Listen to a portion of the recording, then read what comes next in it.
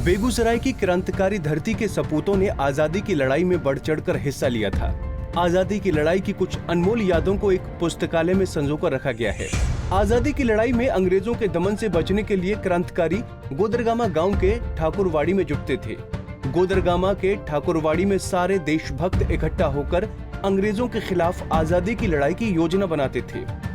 26 जनवरी 1931 को प्रजातंत्र दिवस के मौके पर बेगूसराय में अंग्रेजों की गोली से 6 स्वतंत्रता सेनानी शहीद हो गए थे। इसके बाद बेगूसराय के स्वतंत्रता सेनानी और उग्र हो गए। शहीदों की याद में 26 फरवरी 1931 को इस पुस्तकालय की स्थापना की गई थी। तब से लेकर आज तक ये पुस्तकालय ज्ञान की ज्योति जलाए हुए है।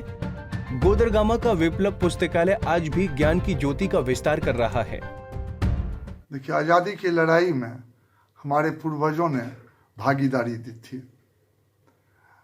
उस दरमियान पुलिस से बचने के लिए एक ठाकुरवाड़ी में पुस्तकालय की स्थापना की गई थी कि एक निमित्त हो जहां सारे लोग इकट्ठा हो सके। और वो ठाकुरवाड़ी हिंदुओं का मंदिर था, लेकिन वहां मुसलमान अगड़े पिछड़े सभी समानता के आधार पर आते थे।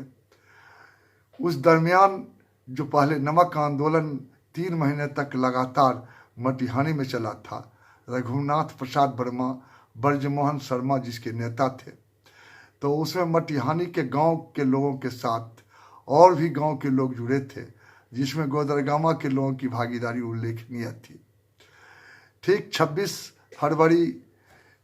जनवरी 1931 को प्रजातंत्र दिवस के अवसर पर बेगूसराय के गोलीकांड की घटना जो हुई, उसमें यहाँ के लोग शरीक थे। 6 आदमी मारे गए थे पुलिस की गोलियों से। यहाँ के लोग उत्तेजित थे, आज़ादी की लड़ाई के लिए बेताब थे।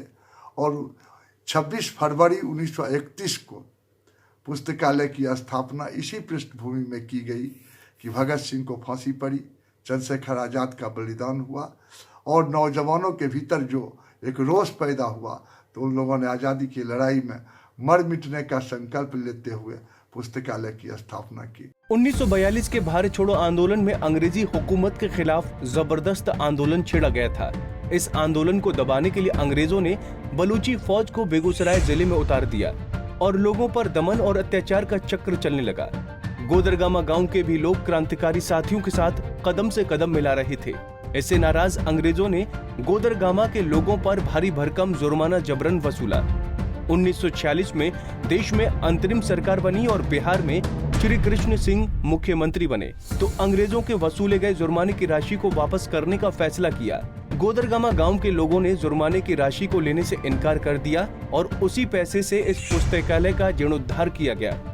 अभी ये पुस्तकालय अपने आंगन में ज्ञान, बलिदान और संघर्ष के गौरवशाली इतिहास को सजे हुए है। जब अगस्त आंदोलन शुरू हुआ, अंग्रेजों भारत छोड़ो का नारा लगा, तो यहाँ के लोगों ने बगल के लाखों रेलवे स्टेशन को जाकर जो लूटा गया, आग लगाई गई, पटरियाँ उखाड़ी गई, उसमें आगे बढ़ के हिस्सा लिया।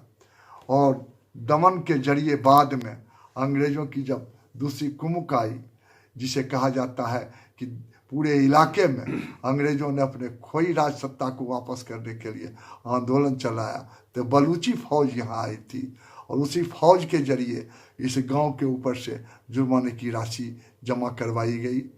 जब भारत की आज़ादी चौखटे पर आ चुकी थी, 1946 में अंतरिम सरकार बनी और डॉक्टर श्री कृष्ण के नेतृत्व में बिहार में पहली जो सरकार बनी थी, उस सरकार ने जुर्माने की राशि को वापस कर दिया।